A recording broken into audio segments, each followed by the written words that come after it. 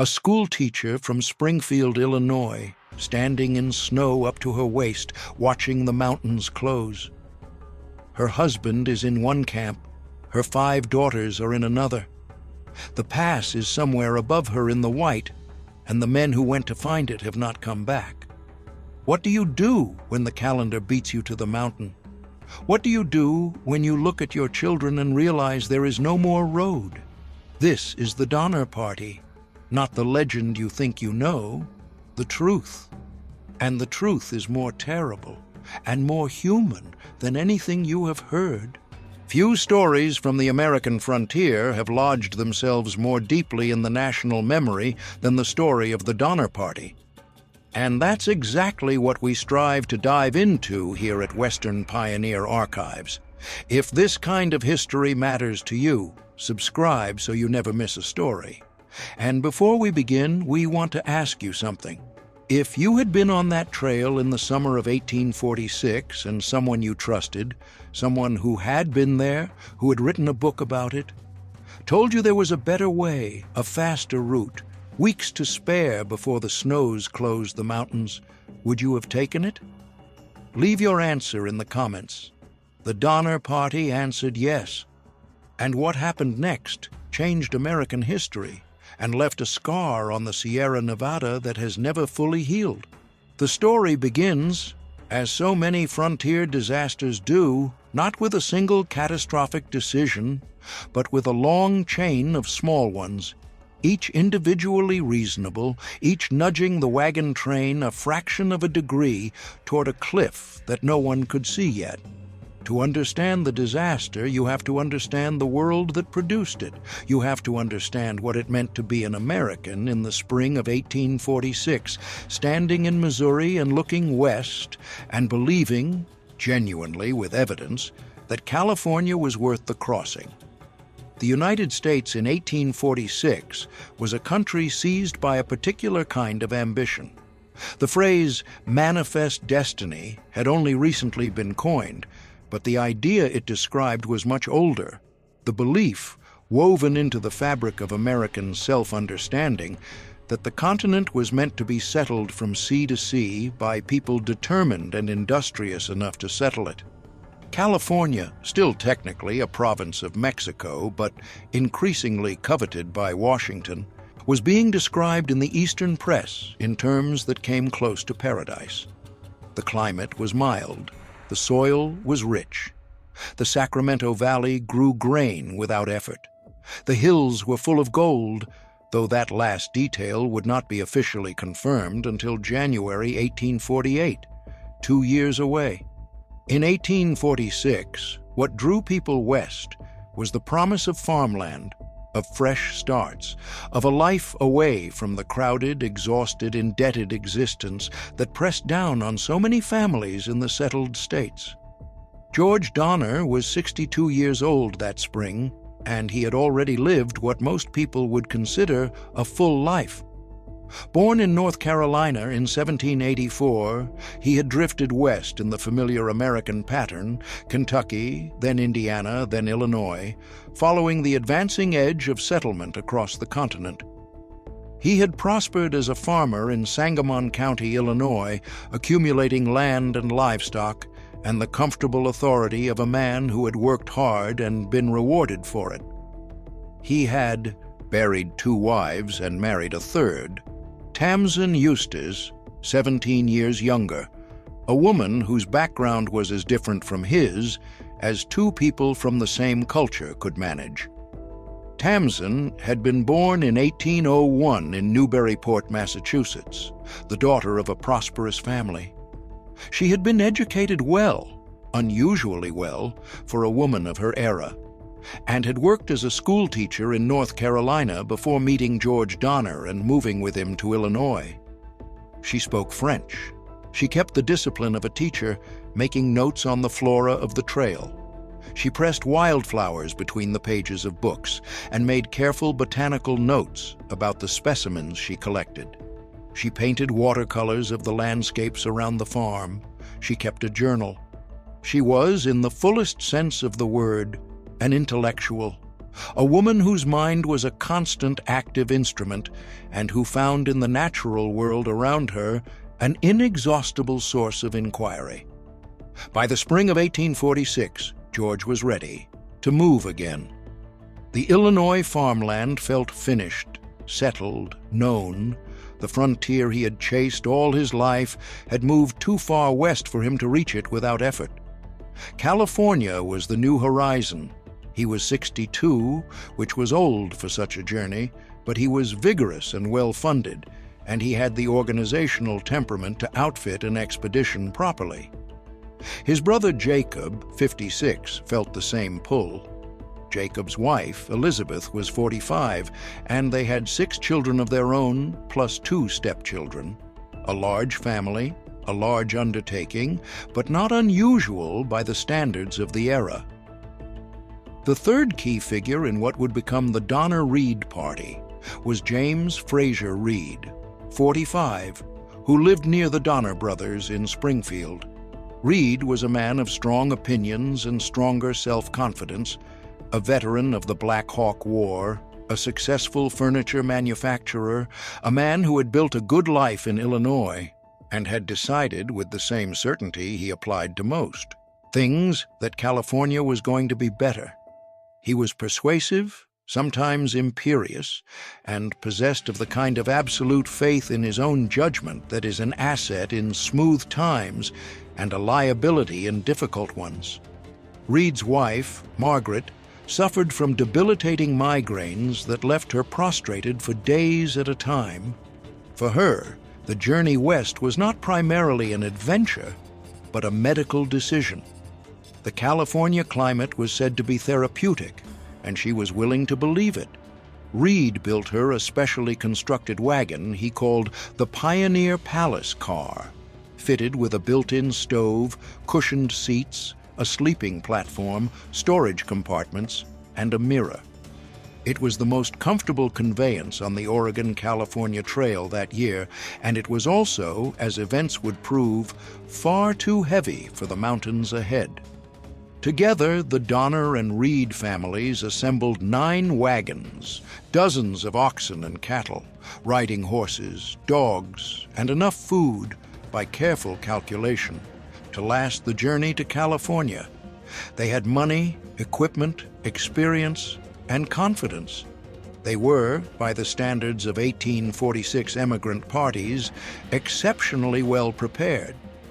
They departed Springfield in mid-April 1846, joined a larger traveling company, and reached Independence, Missouri, the traditional jumping-off point for the overland trails, in mid-May.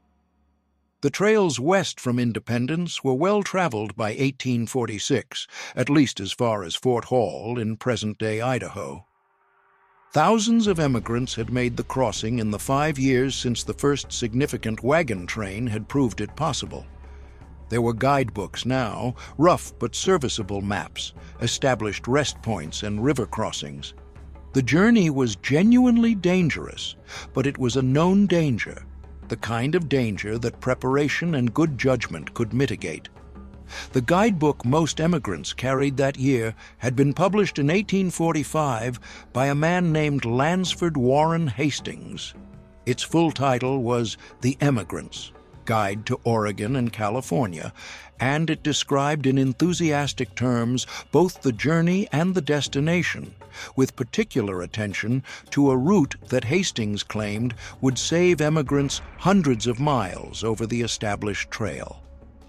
This route, which would come to be called the Hastings Cutoff, left the California Trail south of Fort Bridger in present-day Wyoming, cut across the Wasatch Mountains and the Great Salt Lake Desert, and rejoined the main trail near the Humboldt River in present-day Nevada.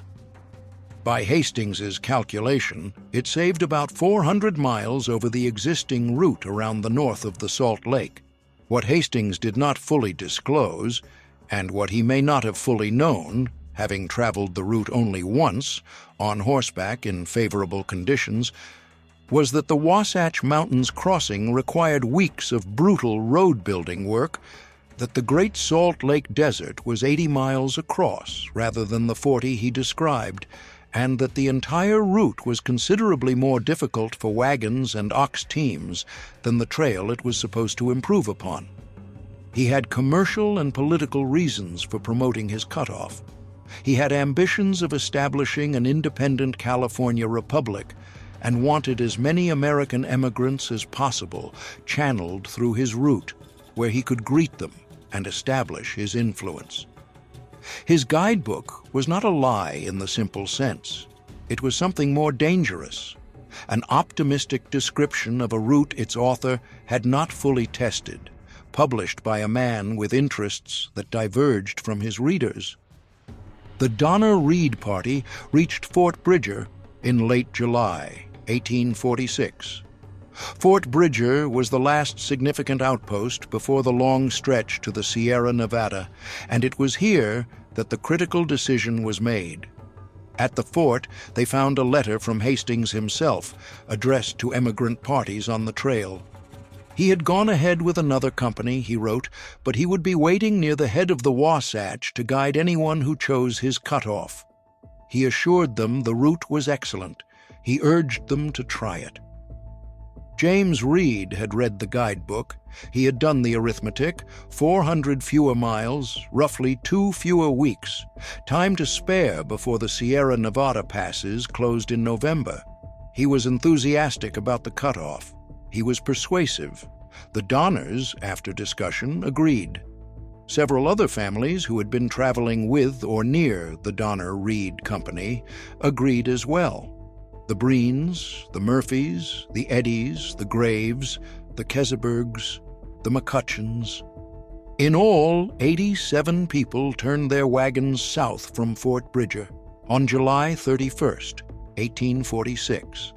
The established parties who continued on the regular route were already ahead of them.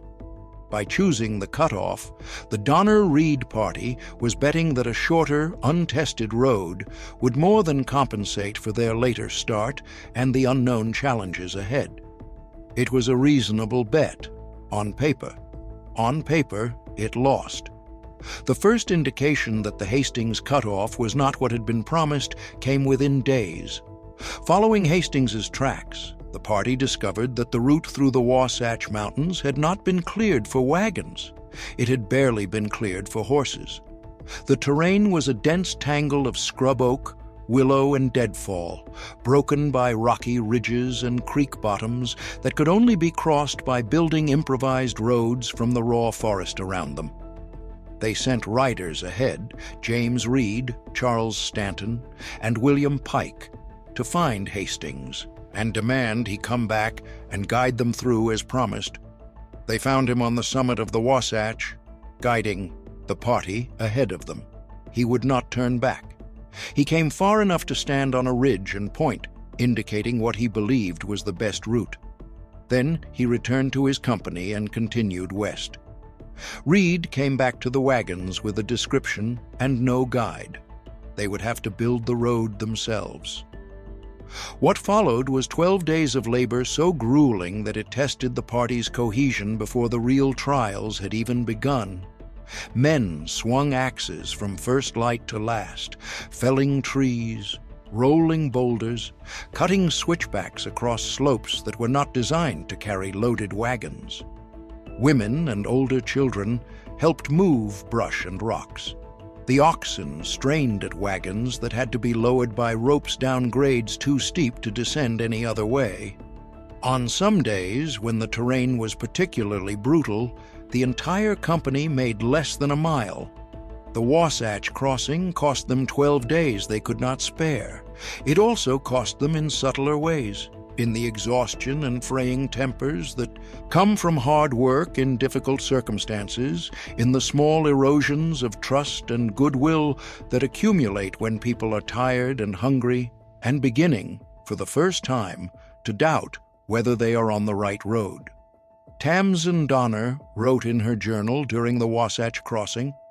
Her entries from this period do not survive in their original form. The journal itself was lost in the Sierra Nevada, but fragments were quoted in later accounts and in the letters of other party members. What comes through is the quality of her attention. She noticed the difficulty of the terrain with the precision of a scientist, and she noticed the beauty of the mountains with the eye of a painter, and she held both things at once in a way that was characteristic of her. She was also watching her husband. George Donner was 62 years old, and he was driving wagons through the most difficult terrain he had ever encountered. He was vigorous, but he was not young, and the Wasatch was not gentle with anyone. They emerged from the Wasatch Mountains in early August and faced the Great Salt Lake Desert. Nothing in the experience of Illinois farmers or Massachusetts school teachers or Irish immigrants or Kentucky frontiersmen had prepared any of them for what lay ahead.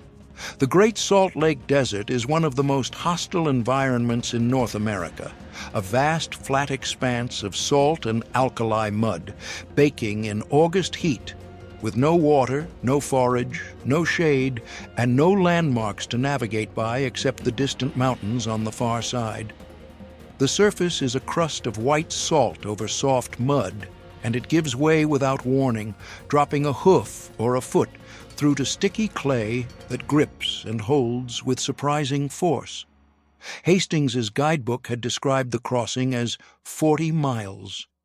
It was between 60 and 80, depending on the route. He had said it could be done in 2 days. It took the Donner-Reed party 5 days. 5 days of crossing the worst terrain on the continent, with oxen that had been working hard for months, pulling wagons loaded with the lives of families who had no plan B.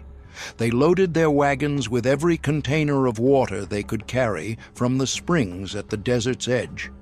It was not enough. By the second day, the water was gone, and the temperature was above 100 degrees, and the oxen were beginning to fail in ways that were obvious even to people who had never seen an ox fail before. The salt crust punished the animals with every step. Teams that had pulled wagons from Missouri stumbled and fell and could not be gotten up. One family after another faced the same impossible calculation. The wagon is too heavy, the animals are too weak, something has to go. They began abandoning goods, furniture, tools, food, clothing, in the desert, caching what they could under the salt in hopes of recovering it later. Most of it was never recovered. James Reed lost 2 of his 3 wagons in the desert crossing. He lost most of the provisions stored in those wagons. He barely kept his ox teams alive, driving them in a desperate overnight run toward the springs on the desert's western edge, while his family waited in the dark with the surviving wagon. His children watched him go and did not know if he would come back. He came back. But the Reed family emerged from the Great Salt Lake Desert with 1 wagon, reduced ox teams, and significantly less food than they had started with. By the time the party reached the Humboldt River in present-day Nevada in late August, they had lost nearly a month they had no way to recover, and they were poorer in animals, food, and cohesion than any careful accounting would have permitted. The other emigrant parties that had taken the standard route, the parties who had left Fort Bridger at the same time or earlier on the conventional trail, were ahead by weeks. The Donner-Reed party was in last place, behind the calendar, behind the season, and falling further back with every day. The Humboldt River was the lifeline of the California Trail, not a beautiful or abundant river, but a river flowing west through the Nevada desert and providing at least water and some forage for the animals. The party followed it westward through September, the days shortening perceptibly now, the nights acquiring the edge of high desert autumn, the mountains visible far ahead in the west. They were rationing food. The animals were weakening. The accumulated pressure of months on the trail was wearing through the social fabric that held 87 people together. It was along the Humboldt that the first violent crisis struck. On October 5th, 1846, near present-day Elko, Nevada, a teamster named John Snyder got into an argument with James Reed. Snyder was 25 years old, strong and capable, employed by the Graves family to drive their teams.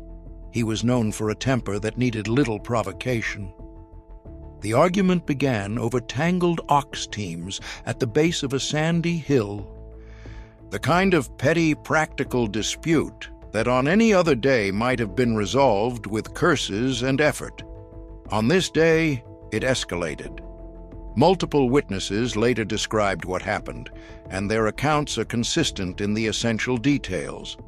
Snyder raised his ox whip and struck Reed's wife Margaret across the head, drawing blood.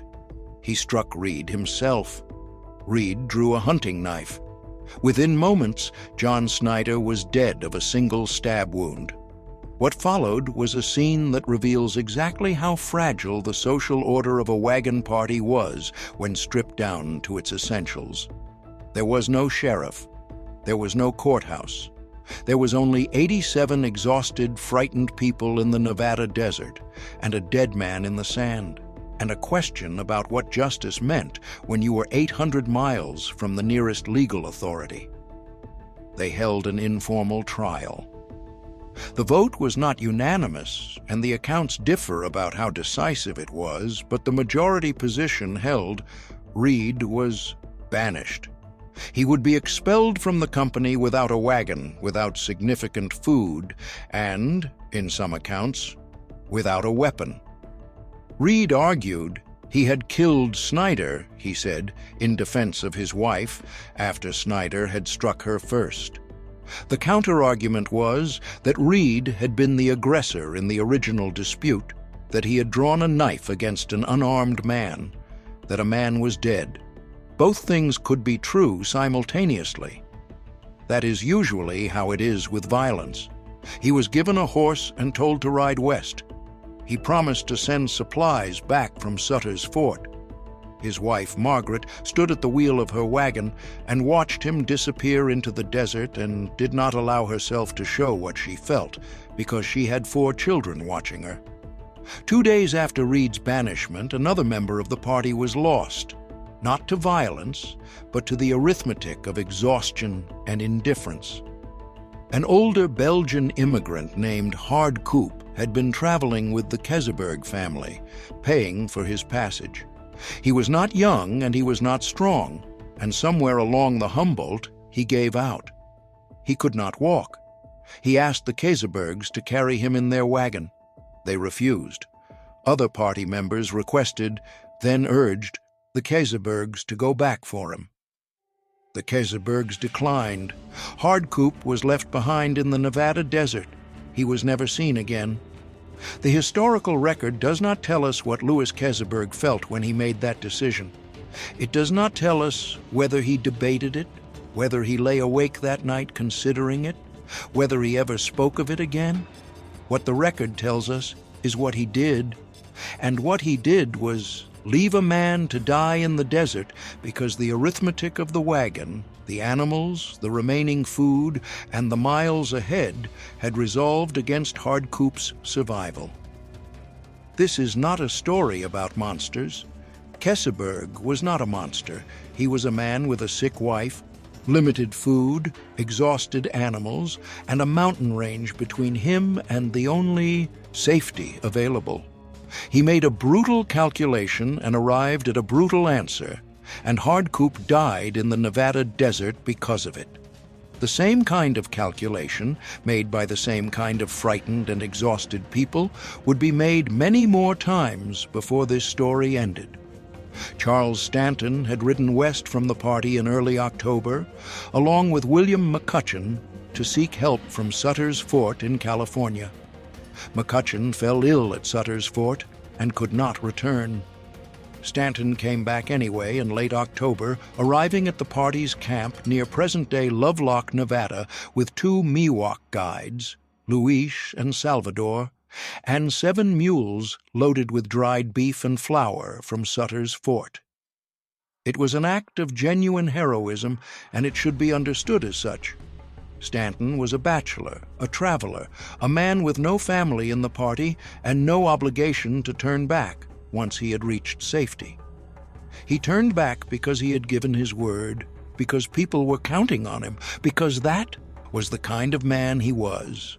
He turned around and led two men he had just met back into the Sierra Nevada foothills to find a party that might already be dead. The supplies he brought were not enough to change the fundamental arithmetic, but they bought time. And with the Sierra Nevada still ahead, time was the only currency that mattered. On October 23, 1846, the Donner Reed Party reached the eastern foot of the Sierra Nevada and made camp at Truckee Meadows, the broad valley floor that is now the site of Reno, Nevada. They rested their animals for 3 days. It was a reasonable decision. The animals needed rest. The people needed rest. The pass ahead required strength that 3 days of rest might partially restore. They should not have stopped. On October 28th, they broke camp and began the push toward Truckee Pass, the crossing of the Sierra Nevada that stood between them and the Sacramento Valley. The road climbed steeply into the mountains, following the Truckee River toward the lake at the pass's eastern base, then ascending the final rocky miles to the summit at 7,000 feet. It had been snowing in the higher elevations, not heavily, not yet, but consistently, the kind of early Sierra Nevada snowfall that could consolidate and deepen quickly if the weather shifted. The pass was not yet closed. There was still time, barely, if they moved fast and the weather held. The weather did not hold. On the night of October 28th, a storm came in from the Pacific. By morning, the snowpack had deepened significantly and the temperature had dropped. The party pressed on anyway. They had no choice but to press on. And by October 31st, they had reached the lake at the base of the final ascent to the pass. The cattle went ahead to break the trail through the snow. The wagons struggled behind. The oxen, weakened by months of hard travel and reduced forage, leaned into their yokes and pulled with everything they had. And it was not enough. In the final approach to the summit, with the pass visible above them, some accounts say within a half-mile, the teams stopped. They could not go further. The party camped in the snow and waited for morning. That night, it snowed 5 feet. When they woke on November 1st, the pass was gone. Not obscured, gone in the sense that the depth of the new snowfall had made the trail across the summit physically impossible to follow for loaded wagons, and the drifts that had formed in the open approaches made it impossible even to reach the point where the trail had been. Some of the men went ahead on foot and turned back. A few pushed cattle into the deepest drifts and watched them flounder and had to be pulled out. The pass was closed. They retreated to the lake. George and Jacob Donner's wagons had fallen behind during the push to the summit. A wagon axle had broken near Alder Creek, roughly 6 miles east of the lake, and while attempting to repair it, George Donner had cut his hand badly, a deep wound to the knuckle that would prove, in the wet cold of a Sierra winter, impossible to heal. The Donner families made camp at Alder Creek and could not reach the lake. They built brush shelters covered with hides and canvas and anchored with pine boughs, and they began to understand that they were going to spend the winter in those shelters. At the lake, the survivors scrambled to prepare for what they now could not avoid. They were not equipped for a Sierra winter. They had not budgeted for one. The food they had brought from Illinois and supplemented with Stanton's supplies from Sutter's Fort was calculated to last the journey, not a 4-month mountain winter. They built rough cabins from timber cut in the forest around the lake. The Breen family occupied a cabin that had been built the previous year by a party that had successfully crossed the pass. The Murphy family, the largest in the camp, constructed a large, rough structure that was partially dug out. Walls of log with one side against a rock face, a hide-and-brush roof that would eventually collapse under the weight of snow, a fireplace of stacked stones that smoked constantly and provided insufficient heat. The Eddy family and others built what they could with what they had. By mid-November, the snow was 12 feet deep. By December, it would be 20. The lake camp held approximately 60 people in various states of shelter. The Breen family, Patrick, Margaret, and 7 children.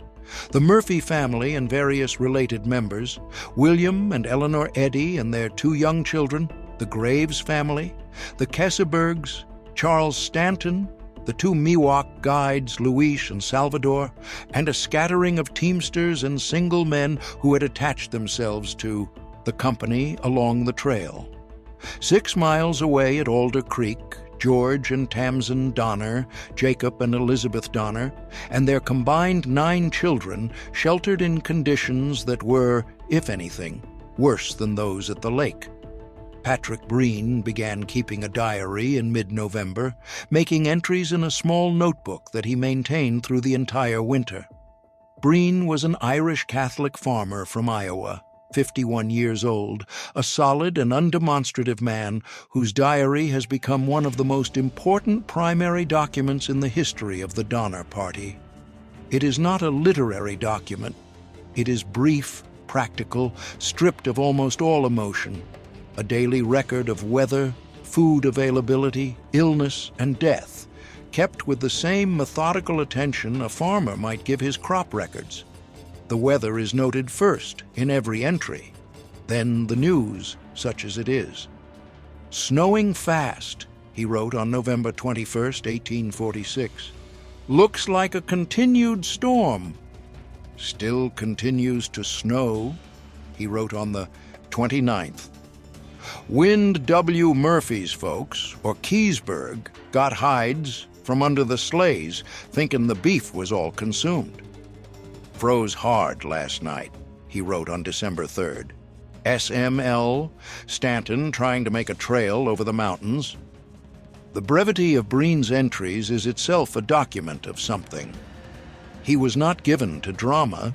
He noted the deaths of neighbors in the same tone he used for weather observations, 1 line, sometimes 2. He was not a callous man. He was a man for whom the economy of survival left little room for elaboration. The food at the lake camps had a rough and depressing logic to it. The cattle that the party had driven from Illinois were slaughtered first, killed one by one as the need arose, their meat stored in the snow to freeze. When the cattle were gone, they killed the horses. When the horses were gone, they rendered down the hides they had used for shelter and roofing, boiling them until the collagen dissolved into a thin, gelatinous broth that had some nutritional value and a texture that everyone hated. They searched the snow for scraps of food they had buried or dropped. They burned their wagons for fuel. The children were the organizing principle of every decision. Tamsin Donner, 6 miles away at Alder Creek with her 5 daughters and her dying husband, maintained what can only be described as a determined curriculum. She organized lessons in the shelter, teaching her daughters, Frances, Georgiana, and Eliza, ages 6, 4, and 3, reading, arithmetic, whatever she could keep their minds engaged with. She told them stories. She made drawings in the dirt floors of the shelter to illustrate points she was teaching. The older girls she kept as students and helpers simultaneously. The structure of a schoolroom was the structure she knew best, and in the absence of any other structure, she built it out of what she had. Jacob Donner died on December 21, 1846, at Alder Creek. His wife Elizabeth was left with 6 children, and the increasingly urgent need to find food where there was none. At the lake, the deaths began in late November and accelerated through December. Louis Kesseberg's infant son died. Several of the single men, the teamsters and hired hands who had the least family protection around them, began to fail. Augustus Spitzer, a German immigrant, died in early December. John Denton, a young English immigrant, died in early December as well. Each death was noted by Patrick Breen in his diary, with the same spare brevity. The surviving party members faced a compound crisis. They were starving. They were cold. The storms came and went with no predictable pattern, offering occasional clear days, tantalizingly clear, the mountains sharp and blue against winter sky, before burying the camp again under new accumulations. The shelters were inadequate. The firewood required constant effort to find and cut, and in 20 feet of snow, finding and cutting firewood was a significant undertaking. In late November, Charles Stanton organized an attempt to cross the mountains on improvised snowshoes. A group of men and women made the first attempt on November 12th. They reached the summit, or nearly so. Accounts vary, but they could not descend the western side safely and turned back. The snowshoes were clumsy and inadequate. The snow conditions at the summit were brutal. They came back to the lake and reported that the pass could not be crossed. A second attempt followed on November 21st, this time better organized, with better snowshoes. It also failed. The party was learning, through painful trial and error, what the Sierra Nevada winter meant. The mountains were not simply cold and steep. They were a complete environment of hostility. The snow crusted in some places and gave way without warning in others. The winds at the summit were ferocious. The temperature at elevation was far below what any of them had experienced in Illinois or Iowa or even Missouri. The mountains did not care about their schedules or their children or their letters from Sutter's Fort. The mountains simply were what they were. Through December, the situation at the lake worsened methodically. Patrick, Breen's diary tracks the deterioration with his characteristic economy. December 9th, commenced snowing about 11 o'clock, wind northwest. Murphy's folks lost another cow beast. It was not very fat. Hungry times in camp, plenty hides, but the cattle all lost in the snow. December 15th, clear day again, wind west, Mrs. Murphy blind. Landrum. Murphy not able to get out of bed. Keyberg sick. Eddie and Foster's foot very bad. December 20th. Began to snow last night, now raining, rained all night and still continues. Poor prospect for any kind of comfort, spiritual or temporal. December 21st. Snow, dull weather and wind at southeast. December 25th. Began to snow yesterday about noon, now raining. Looks dreary. Christmas was noted but not celebrated. There was no food to celebrate with except what could be produced from boiled hides and the increasingly slim caches of frozen meat. Margaret Reed found scraps she had hidden and gave them to her children on Christmas morning. A few beans, a piece of dried tripe, a handful of dried apples.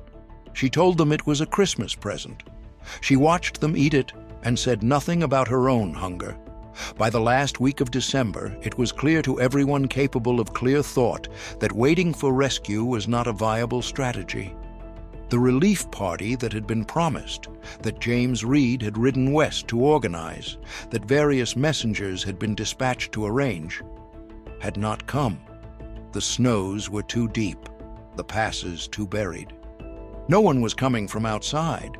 If the party was going to survive, some of them would have to go out. The plan they settled on was simple and terrible.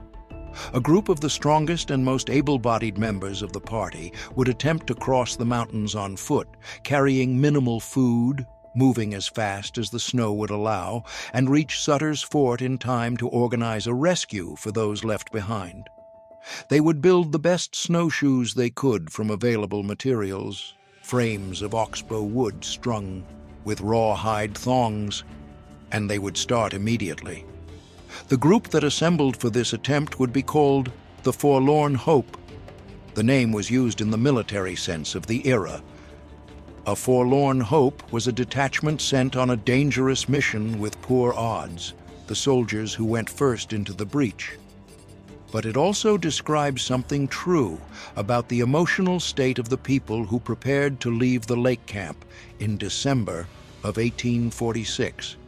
15 people prepared to cross the mountains. 10 men and 5 women. The women were Sarah Fosdick, 22, Amanda McCutcheon, 24, Marianne Graves, 18, Harriet Pike, 21, and Sarah Murphy, 19. Charles Stanton, who had already saved the party once by riding to Sutter's Fort and returning with supplies, was among the men, though his eyesight had been failing for weeks, probably from snow blindness, and he could see only poorly.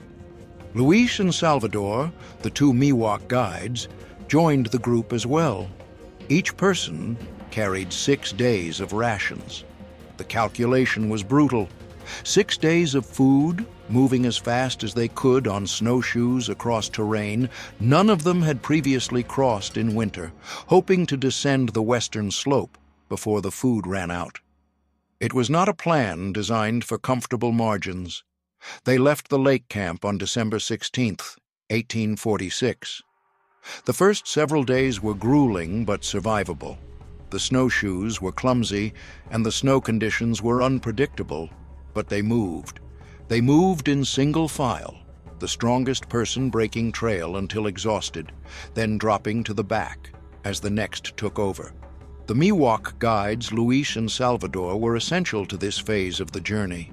They knew the terrain, knew where the deep drifts were likely to be, knew how to read the mountain. Without them, the group would almost certainly have gotten lost in the first days. By December 21st, they had gained the summit and begun the descent of the western slope. They were above the worst of the avalanche terrain. They were moving, and then the storm hit. It came from the west, which is where Sierra Nevada storms come from, and it hit hard and fast the way Sierra storms do. Not gradually, not with warning, but suddenly and completely. The wind drove the temperature down and the snow sideways, and within hours the 15 members of the Forlorn Hope were trapped in the open, above tree line, in a full Sierra Nevada winter blizzard, with no shelter and no way to build one. They dug into the snow. They built a fire from the last dry wood they had carried, digging down through the snowpack until they hit solid ground, feeding the fire with everything they could find. They gathered in a circle around it, 15 people pressed together for warmth, the fire sinking through the snow as the heat melted the pack beneath it. The wind was severe. The cold was profound. Patrick Dolan, one of the men from the lake camp, became delirious, probably from hypothermia, the cognitive confusion that comes when the body's core temperature drops to a critical level. He pulled off his clothes and had to be physically restrained. By morning, he was dead. Franklin Graves, 57 years old, the patriarch of the Graves family, the man whose daughter Marianne was 18 and still alive and still walking, died in the storm. His last act, by later accounts, was to tell his children to use his body to survive if they needed to. This is documented in survivor testimonies. Franklin Graves said this to his daughters while he still had words to say it with. Antonio, a Mexican teamster, died in the storm. Charles Stanton had survived everything since Fort Bridger. He had ridden to California and come back. He had brought food when the party was nearly out. He had climbed the summit on failing eyes. He had been walking for 5 days in conditions that would have stopped most people. When the storm broke on December 22nd and the survivors prepared to move again, Stanton could not walk. His body had given the last of what it had. Survivor accounts of Stanton's end are consistent. He sat by the fire they had made, smoking a pipe from somewhere. He always seemed to have tobacco. And he told the group to go ahead. He would catch up, he said. He would come along behind them. He knew, and they knew, that he would not. They left him there, alone on the mountain he had crossed twice in the service of people who were not his family, and they went on, because going on was the only thing left to do. The remaining 11 survivors moved forward on December 22nd. They were past 6 days now, past the ration they had calculated, running on whatever the body produces when it has used everything else. Luis and Salvador pointed the way down. The specific events of the next several days are documented imperfectly in survivor accounts given, months and years after the fact, filtered through trauma and time and the very human desire to make sense of things that resist sense. What is documented is this: the food ran out. The 11 survivors were above the snow line in the Sierra Nevada, with no food and no immediate prospect of finding any. And they made a decision. The bodies of those who had died in the storm, Dolan, Graves, Antonio, were with them. The survivors ate from those bodies to survive. They did not kill anyone. They ate the dead. They knew what they were doing. They continued. This is the fact that has defined the Donner Party story in popular imagination for more than 170 years, and in describing it honestly, it is important to say exactly what it was. Human beings in extremity, past the edge of what the body can endure without food, making the only decision that preserved life. The moral weight of that decision is not something anyone who has not stood in those mountains in December, without food, can evaluate from the outside with any confidence. Marianne Graves was 18 years old. Her father had died in the storm and told her to use his body if she needed to.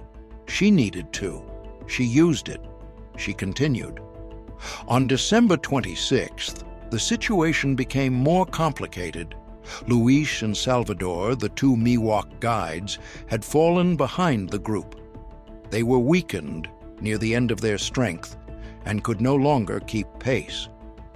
What happened to them in the following days is one of the most contested aspects of the Donner Party story, and the historical record is genuinely ambiguous.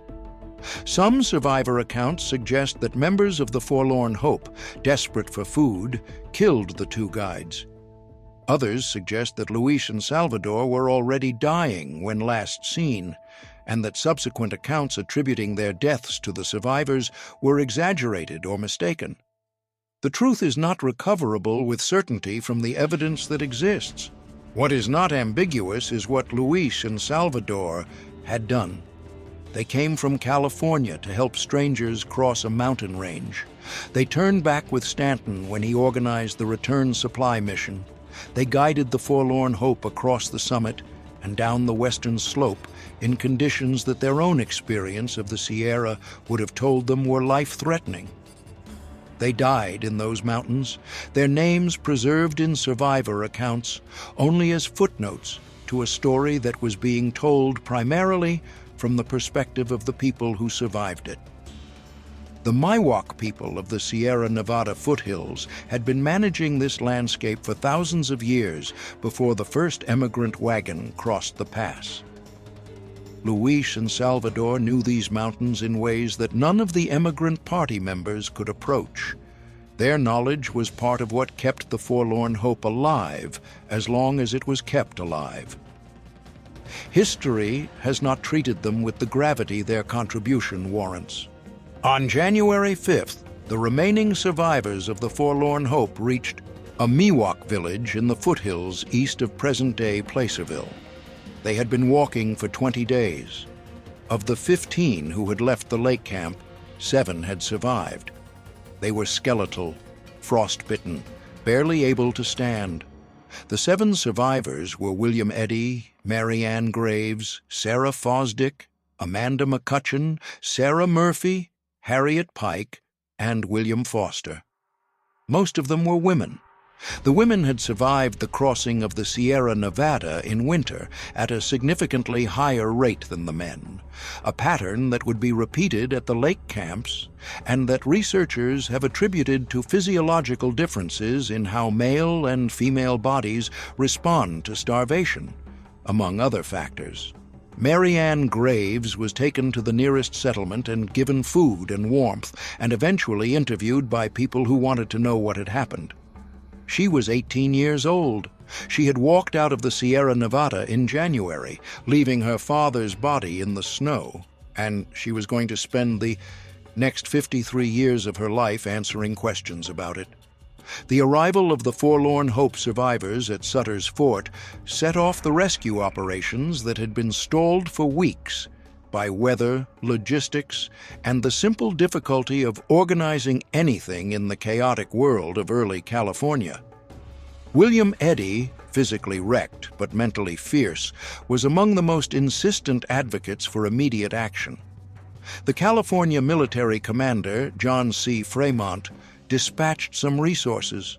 Private citizens organized relief committees. What resulted was not a single rescue operation, but 4. Each one departing from Johnson's ranch in the Sierra Nevada foothills and climbing toward the pass. Each one operating under conditions that tested the rescuers almost as severely as the stranded party had been tested. At the lake and at Alder Creek, through January and into February, the survivors endured. Patrick Breen's diary continues through this period with the same metronomic brevity. He recorded the deaths as they came: James Smith on January 11th, John Denton on January 24th, Eleanor Eddy on February 7th. Lavinia Murphy was fading. Several of the single men were nearly gone. February 5th, 1847, Breen wrote. Snowy, cloudy, and windy, difficult to walk on the snow. February 8th, froze hard, clear and pleasant. Full moon last night. Mrs. Reed here, no victuals for her children. Margaret Reed had 4 children and nothing to feed them. She had been without James Reed since October, since the killing of John Snyder, since the banishment, since she watched her husband ride west into the desert and told herself and her children that he was coming back. She had fed her children her shares of the rations they had.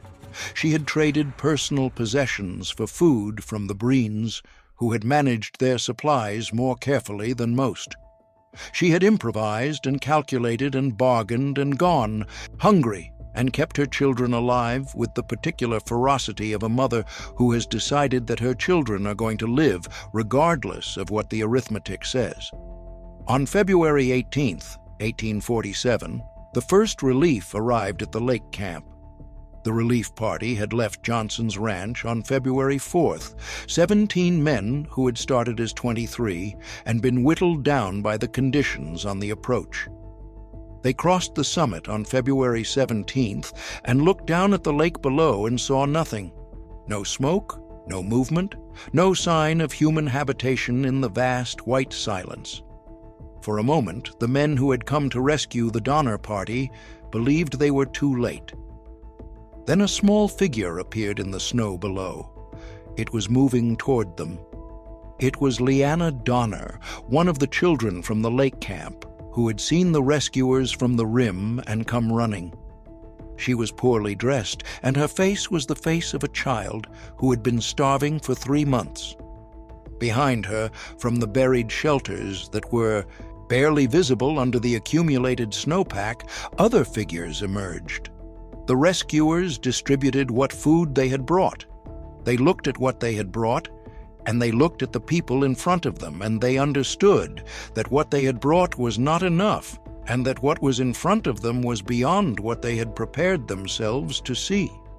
One of the rescuers, Reason Tucker, later gave testimony that was quoted by subsequent historians. He had been on the frontier for years. He had seen hardship. He had seen hunger. He had never seen anything that looked like what he saw at the lake on February 18th, 1847. The first relief could not take everyone. They could only take those physically capable of walking over the Sierra Nevada summit, and even that group required support and guidance that taxed the rescuers' own resources. They distributed their remaining food to those who were staying and organized a group of 23 survivors for the crossing. Most of them, children. Margaret Reed was going. Her daughter Virginia, 12 years old, was going. Her 2 younger children, Patty and Tommy, were too weak to walk and would have to wait for the second relief. Margaret Reed did what she had to do.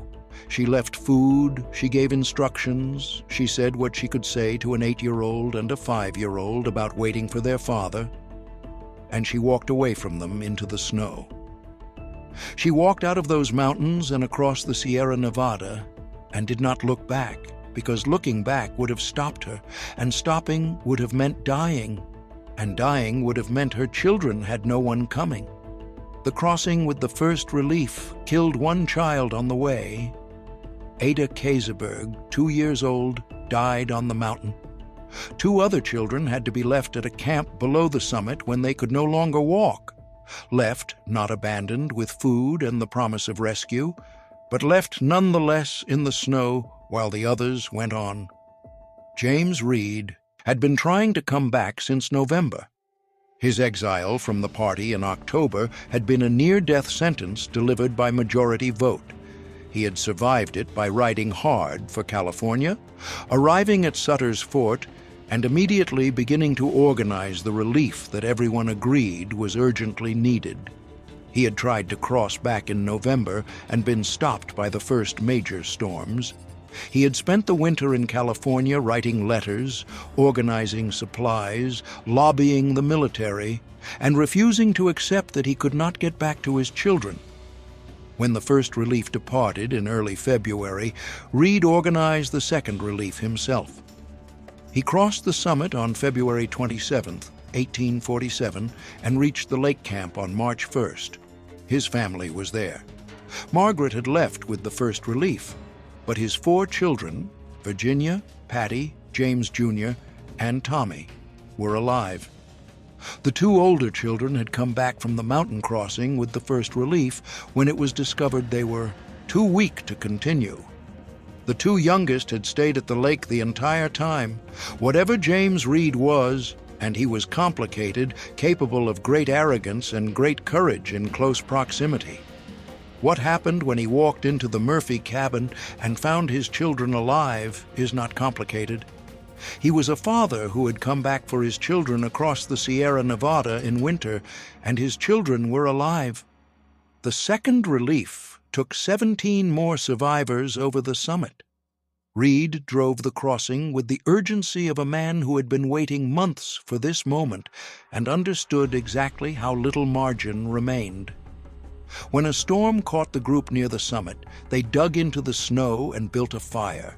An enormous fire, burning logs that had been dragged to the top of a snow pit that the group dug down to bedrock, and waited out the storm for 2 days. They lost 3 people in that storm: Isaac Donner, 6 years old, and 2 men who wandered from the camp into the dark and the cold and did not return. Reed got his survivors over the summit and down to the foothills. He tried to turn around and go back immediately. He knew there were still people at the lake, still people at Alder Creek, but the storm that had caught him on the summit had closed the pass again. He was forced to wait. The Third Relief reached the lake camp in early March. They found approximately 14 survivors in the worst condition yet seen by any of the rescuers. The Murphy cabin had partially collapsed under the weight of the snow. Lavinia Murphy was lying in the wreckage, barely conscious, past the ability to recognize faces. Several of her children and grandchildren were there, themselves barely functional. Louis Kieseberg was there. He had suffered a foot injury months ago that had never fully healed, and he could not walk any significant distance. The Third Relief rescuers assessed him and concluded they could not carry him over the summit. At Alder Creek, Tamsin Donner was still alive.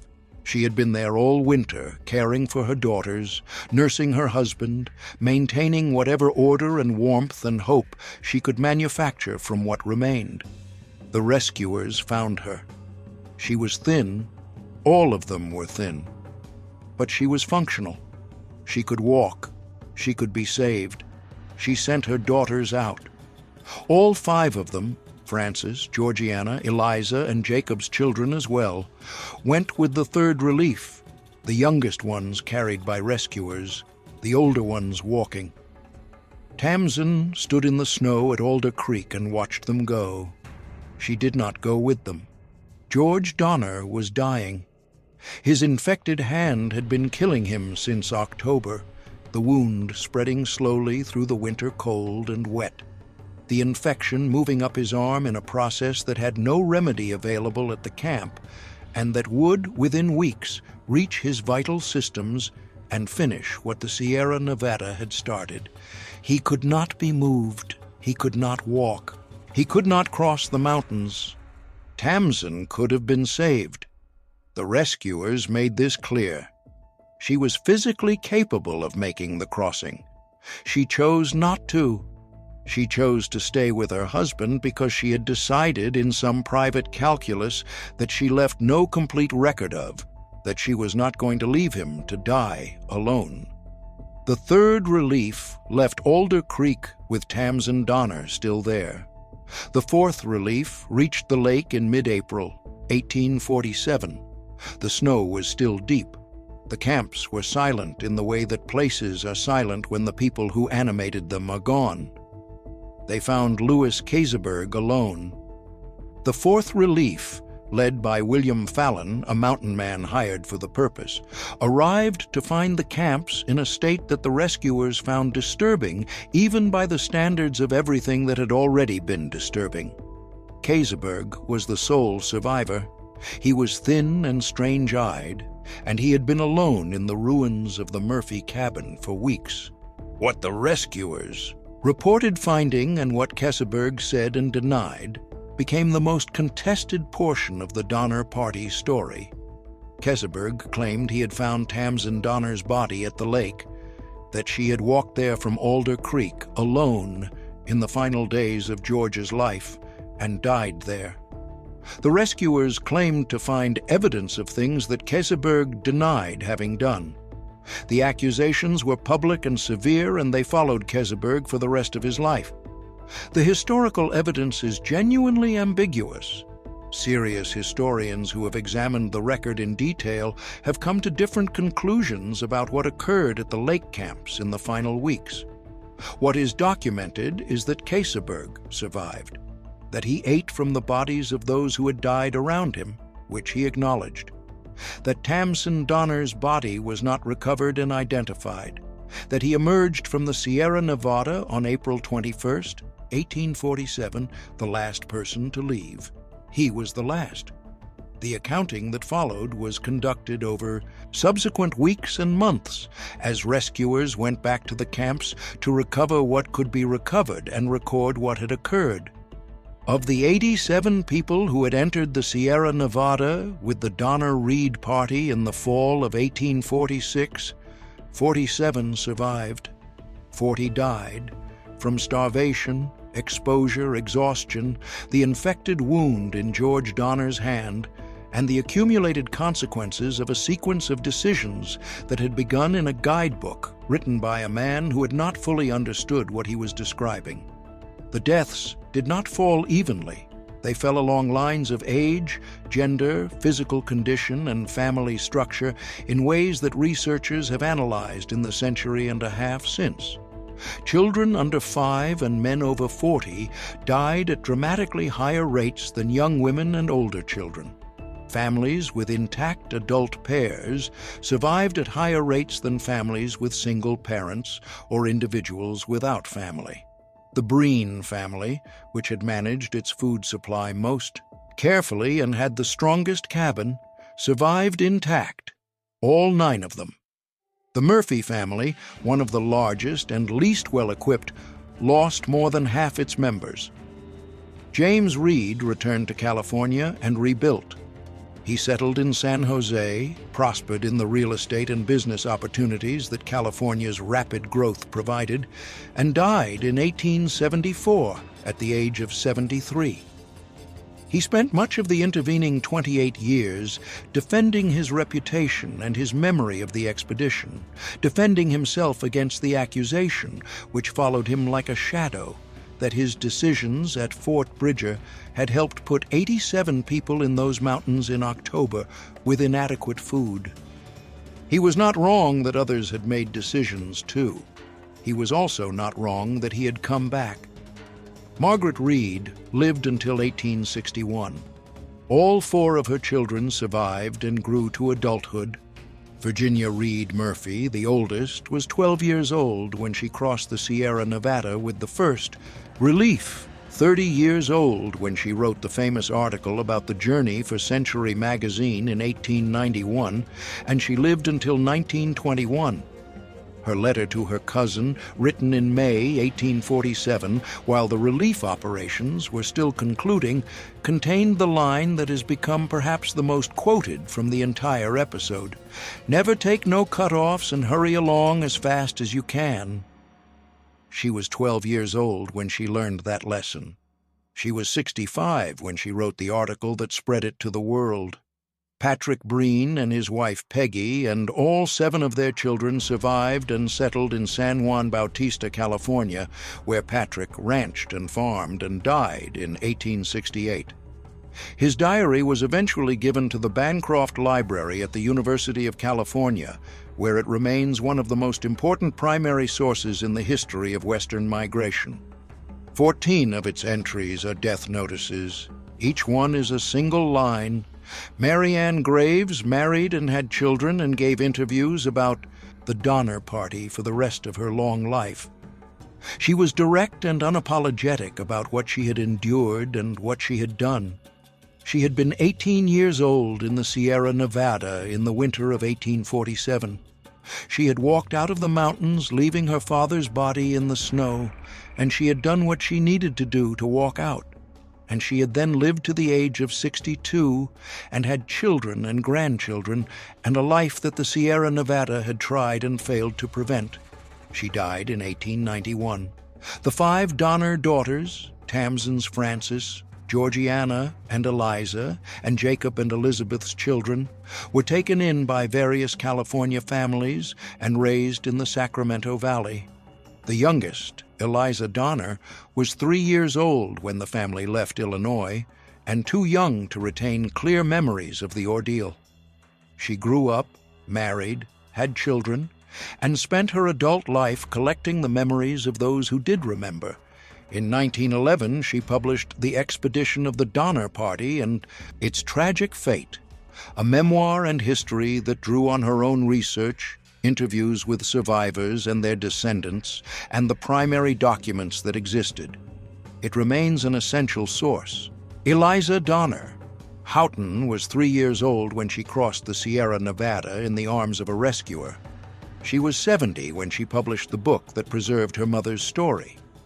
The botanical specimens Tamsen packed are gone. The journal Tamsen kept is gone. The watercolors she painted in Illinois are gone. What remains is the testimony of the daughters she taught in a brush shelter in the Sierra Nevada, and the daughters of those daughters, and the record they made of what she was. Louis Kesselberg lived until 1895 and spent nearly 50 years under the shadow of accusations he denied to his death. He opened a restaurant in Sacramento in the 1850s, which was either an act of obliviousness or defiance, depending on how you read his character. He lost money. He lost a daughter. He gave several extended interviews in his later years in which he described the winter at the lake in detail and denied with consistent specificity the worst of the accusations against him. The historical record does not fully resolve the question of what he did or did not do in the final weeks of the lake camp. He died in the Sacramento County Hospital in 1895, nearly destitute. His obituary, like every document associated with his name after 1847, noted his connection to the Donner Party. Lansford Hastings went on to further adventures in failure. He attempted to establish a Confederate colony in Brazil after the Civil War, a scheme that attracted some former Confederate soldiers but ultimately produced little of lasting consequence. He died in 1870 without having expressed, in any document that survives, significant remorse for the emigrants who had followed his advice. The site of the lake camps became a memorial and then a state park. In 1918, A monument was erected at what had been the location of the Murphy cabin, a massive granite pedestal topped by a bronze family group representing the pioneers. The pedestal is 22 feet tall, which is the recorded depth of the snow that winter. On the faces of the monument are carved the names of those who died there, or near there, or trying to get away from there. The monument stands today in Donner Memorial State Park. The lake behind it is called Donner Lake. Donner Pass, above the lake, carries Interstate 80 across the Sierra Nevada. The highway follows roughly the route that the Donner Party could not follow in November 1846, through tunnels and over viaducts, and across the same granite ridges that stopped the wagons in the snow. Tens of millions of vehicles cross the pass each year. In winter, when the Sierra Nevada storms come in from the Pacific, the highway closes. Caltrans posts gates and turns the traffic back. The mountain still wins sometimes. The signs go up and the road closes and the traffic backs up on US 50 and I-80, and people sit in their heated cars and check their phones and wait. The mountain does not know about the phones. The mountain does not know about the cars. The mountain is what it was in November 1846 and November 1847 and every November since. A wall of granite and weather and cold at 7,000 feet, indifferent to schedules. The archaeological work at Alder Creek has produced physical evidence of the camp that supplements and sometimes complicates the written record. Researchers working the site in the early 2000s found fire pits, fragments of period-appropriate pottery and glass, burned animal bone, and what appeared to be bone fragments processed in ways consistent with survival cannibalism. The interpretation of the bone fragments has been debated among physical anthropologists, and the debate is not resolved. What the archaeology confirms is that the camp existed where the documentary record says it existed, that it was occupied through a severe winter, and that the people in it were using every available resource to survive. The Miwok people of the Sierra Nevada foothills, the people of Luis and Salvador, the people whose village the Forlorn Hope survivors reached on January 5, 1847, were, within a few years of the Donner Party's crossing, dispossessed of the very lands that had sheltered the survivors. The California gold rush brought a flood of settlers whose relationship to the indigenous population was often violent and always destructive. The same mountains that had nearly killed the Donner Party became the setting for a different catastrophe for the people who had lived in their shadow for thousands of years.